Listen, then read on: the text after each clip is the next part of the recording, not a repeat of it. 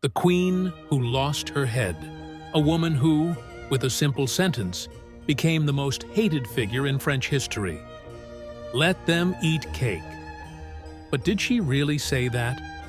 Or was she just the victim of a great lie? In 1755, in one of Austria's most opulent palaces, a girl was born and named Maria Antonia. The beautiful daughter of the Austrian emperor was destined for a grand future.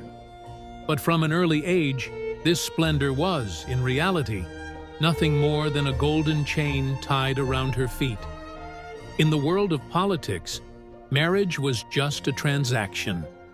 And this girl was merely a pawn on the chessboard of power. At just 14 years old, without any opportunity to refuse, she was forced to marry the heir to the French throne, Louis XVI. She left her country, her family, and everything she had ever known to become a foreign bride at the French court. France was a luxurious nation, but beneath its dazzling surface lay hidden corruption, reeking of blood. Marie Antoinette was still a child when she entered a world filled with plots and betrayals. When Louis XVI became king, Marie Antoinette was crowned Queen of France. But no one had taught her how to rule. The young queen had no interest in politics.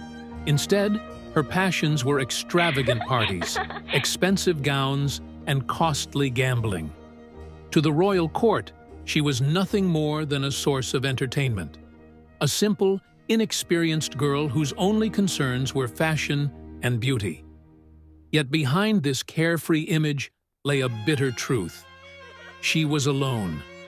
Her husband, Louis XVI, was a cold, emotionless, and weak man. Trapped in a palace full of enemies, without love or support, she was utterly alone. So, to escape this nightmare, she buried herself in a world of celebrations. The people of France were starving in the streets, but she sat in her palace, eating French pastries and laughing. The gap between her and the people widened day by day, until it turned into a bloody abyss. France was burning in crisis. Hunger, poverty, corruption, and injustice had enraged the people. The streets of Paris echoed with protests.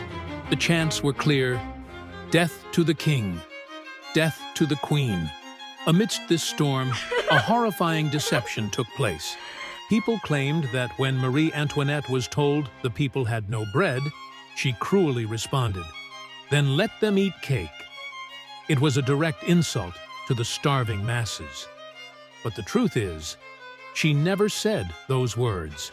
It was nothing more than a lie, but the rumor spread like fire, fueling hatred toward Marie Antoinette to its peak. The French Revolution began. The people stormed the palace. The royal family was arrested. First, Louis XVI was executed by the guillotine for treason. Then, it was the Queen's turn. Marie Antoinette was thrown into a dark cell. Her lavish dresses were taken away. Her hair was cut short. She was no longer a queen, just a prisoner awaiting her death sentence. At her trial, she was accused of treason and corruption. She defended herself, but the judges had already made their decision. Outside the courtroom, the people demanded only one thing: the Queen's execution. A bloody end before thousands of eyes. On the morning of October 16, 1793, Marie Antoinette was taken to the execution square.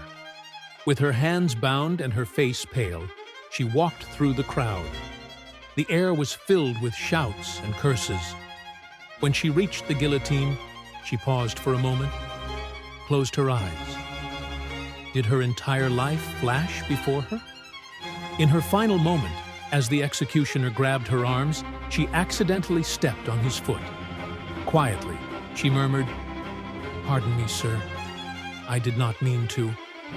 A moment later, the guillotine's blade fell, and her head was severed. The crowd erupted in cheers. Their hated queen was no more. Only her name remained in history.